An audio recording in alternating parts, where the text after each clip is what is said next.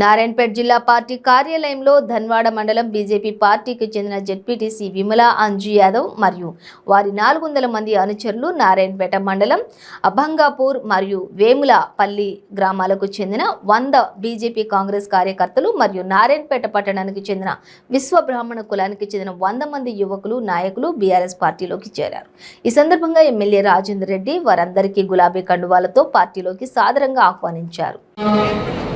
గౌరవనీయులు ఎస్ రాజేందర్ రెడ్డి గారికి, ఎమ్మెల్యే గారికి మరియు జిల్లా అధ్యక్షులైనటువంటి జిల్లా వివిధ మండలాలలో ఉన్నటువంటి అధ్యక్షులు, మండల పదాధికారులు, సర్పంచులు, జెడ్పీటీసీలు, వైస్ ఎంపీపీ గారు, వివిధ మండలంలోని కార్యకర్తలు అందరికీ మరియు పాత్రికేయ మిత్రులకు అందరికీ నా హృదయపూర్వక ధన్యవాదాలు. ఈరోజు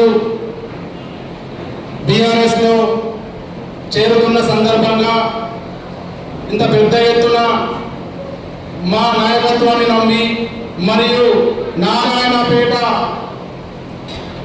ప్రజల పక్షాన పనిచేసే, నిరంతరంగా ప్రజల శ్రేయస్సు కోసం పనిచేసినటువంటి ఎమ్మెల్యే గారి సమక్షంలో మేము బీఆర్ఎస్లో మా కార్యక్రమాన్ని తీసుకున్నందుకు ఎమ్మెల్యే గారికి ధన్యవాదాలు తెలియజేస్తా ఉన్నాను.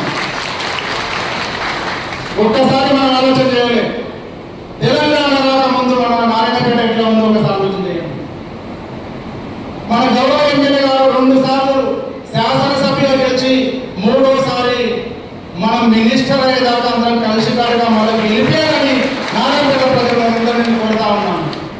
ఎందుకు చెప్తున్నాం ఈ మాట అంటే, ఈరోజు దామర్గితం అన్నపోవాలంటే రోడ్డు లేకుండే, నీళ్లు లేకుండే, బొంబాయి వలసలు పోతుండే, గ్రామం ఉన్నటువంటి మనం తినడానికి తిండి కూడా లేకుండే, ఈ రోజు ఆ వ్యవస్థ ఉందా అని అడుగుతా ఉన్నా. ఒకసారి మీరు ఆలోచన చేయండి.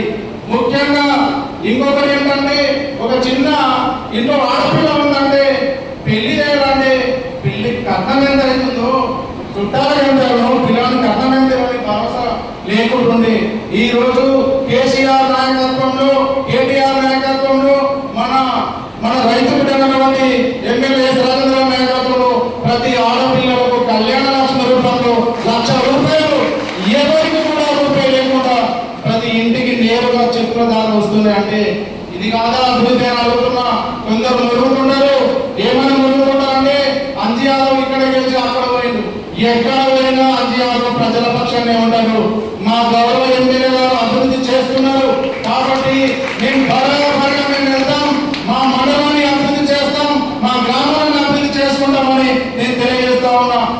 ఇంకా చాలా చెప్పాలి అంటే మిత్రులారా, మన నారాయణపేట ఒకసారి మనం వస్తుండే రోడ్డు చూడండి, వీధి దీపాలు చూడండి. నారాయణపేట ఆగాలంటే, నిలబడాలంటే కూడా ఒకప్పుడు ఎట్లా ఉండే, అది మన ఎమ్మెల్యే రాజేంద్ర రెడ్డి గెలిచిన తర్వాత ఇప్పుడు ఎట్లా ఉందో ఒకసారి మీరు అందరూ చూడండి. అందరికీ తెలియజేస్తా ఉన్నా. ఇంకొకటి ఏంటంటే మన జయమ్మ చెరువు, ముఖ్యంగా నీళ్లు. మన నారాయణపేటకు మన ముఖ్యమంత్రి గారు మొన్ననే కరువేల దగ్గర, కొల్లాపూర్ దగ్గర నీళ్ళని ఓపెన్ చేయడం జరిగింది. అతి త్వరలోనే మన గౌరవ ఎమ్మెల్యే గారి ఆధ్వర్యంలో నారాయణపేట జిల్లాలో నుండి ప్రతి గ్రామానికి కూడా నీళ్లు వస్తాయి. మనము ఖచ్చితంగా మళ్ళా ఎమ్మెల్యే గారిని గెలిపించాలి, అన్న ఎమ్మెల్యే ఉండాలి. మళ్ళీ భారీ మెజారిటీతో ఈ నారాయణపేట నియోజకవర్గంలో నేను అందరినీ కోరుతా ఉన్నా మిత్రులారా, 1,00,000కు తగ్గొద్దు. ఎవరు కూడా 1,00,000కు తగ్గకుండా మనందరం కలిసి మెలిసి పనిచేసి భారీ మెజారిటీతో గెలిపించి, అదేవిధంగా మన గ్రామంలో ఉన్నటువంటి వివిధ సంక్షేమ పథకాలు మిత్రులు చూడండి. ఏ రాష్ట్రంలో కూడా ఈ సొంత పథకాలు. నేను గతంలో బీజేపీలో ఉన్నట్టు బీజేపీ 19 రాష్ట్రాల అధికారంలో ఉంది, కానీ అక్కడ ఇలాంటి సంక్షేమ పథకాలు. నేను ప్రజలకు సంక్షేమ పథకాలు వస్తున్నాయి. ఒక దళిత బంధువు, దళిత సోదరులకు వస్తారు మిత్రులారా, వాళ్ళకి ఇల్లు ఉండదు, భూమి ఉండదు, ఏమీ ఉండదు, కానీ నేరుగా 10 లక్షల రూపాయలు వాళ్ళ ఇంటికాడికి వస్తున్నాయంటే ఆ దళిత సోదరునికి ఏ జన్మలో చూసుకున్నప్పుడు అంటే ఇది మన బీఆర్ఎస్ పార్టీ కేసీఆర్ గారి నాయకత్వంలో, రాజేంద్ర రెడ్డి నాయకత్వంలో వస్తున్న ఫలాలు ఎట్లా మరుస్తామని అడుగుతా ఉన్నాను. ముఖ్యంగా గొర్రెల కుటుంబ సోదరులకు కూడా తెలియజేస్తూ ఉన్నా. చాలా మందికి ఇప్పుడు గొర్రెలు వస్తున్నాయి. అప్పుడు గొర్రెలు వస్తున్నా సంఘాలు కట్టినాం, డబ్బులు కట్టినాం, ఇక్కడ పోతున్నా తెలియదు. ఇప్పుడు గొర్రెల కుమార్ సోదరులకు కూడా ప్రతి ఇంటికి ఒక ఈనుడికి 21 గొర్రెలు వస్తూ ఉన్నాయి.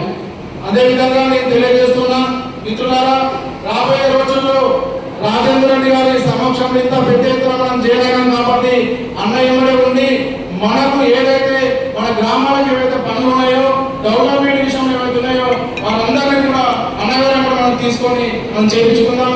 ఇంకొక ముఖ్యంగా తెలంగాణ రాష్ట్రంలోనే నేను ఇటువంటి ఎమ్మెల్యేలు గారిని చూడలేదు. ఎందుకైనా అంటే ఒక్కటి ఎక్కడ కూడా మీరు ఒకటి బాగుంది పక్కనే కలెక్టర్ ఆఫీస్ అవుతుంది, మెడికల్ షాప్ అవుతుంది, మన గవర్నమెంట్ 2 భూమి కొనాలి. 2 భూములు కొనాలా? ఎందుకు కొనలేదు? అక్కడ డబ్బు మీద ఆశ లేదు.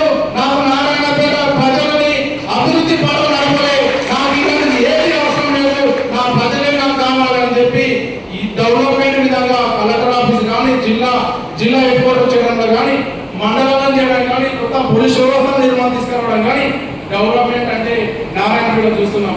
ఇది ఒక్కసారి అందరికీ నేను చేతులెత్తి జోడించి అడుగుతా ఉన్న నారాయణపేట ప్రజలందరికీ కూడా మళ్ళీ మనము మన ఎమ్మెల్యే గారిని భారీ మెజార్టీతో గెలిపించుకొని అఖండ 1,00,000 మెజార్టీతో నారాయణపేట గెలిపించుకొని గౌరవ ముఖ్యమంత్రి గారిని మాకు మినిస్టర్ కావాలి, అది మా నారాయణపేట ఎంతపాడ జిల్లాలో అయితే మినిస్టర్ అయితే ఇంకా మా కాన్స్టిట్యున్సీ మా జిల్లా హెడ్ క్వార్టర్ చాలా డెవలప్ అవుతుంది అని వాళ్ళ విధంగా మనం ఓట్ల రూపాయలు ముఖ్యమంత్రి గారికి తెలియజేస్తాము. మేము మాట ఇస్తామని ఇక్కడ నుంచి నిలబడి చెప్తున్నా.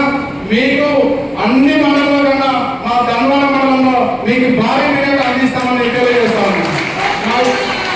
నాకు ఈ అవకాశం ఇచ్చినటువంటి పెద్దలకు అందరికీ ధన్యవాదాలు తెలియజేస్తూ ముగిస్తున్నాను. జై తెలంగాణ, జై తెలంగాణ.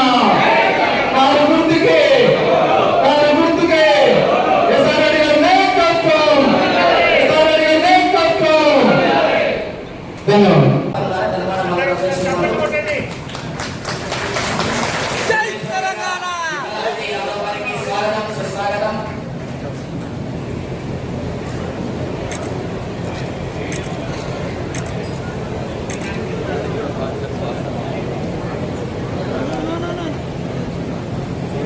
వెంకటయ్య గారు, ఎల్లమ్మ గారు,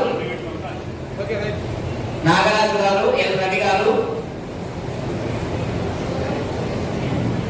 పి వెంకటయ్య గారు, కొండాపూర్ ముదిరాజు సంఘం అధ్యక్షులు వెంకటయ్య గారు, అంజనేయ గారు, కోయిల్ సాగర్ చైర్మన్ ఈ రాజు గారు,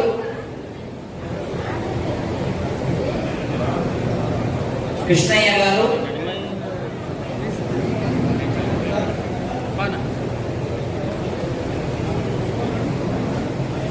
సిద్ధగారి నరసింహులు గారు, బాలకృష్ణయ్య గౌడ్ గారు, సంగరి గోపాల్ రెడ్డి గారు,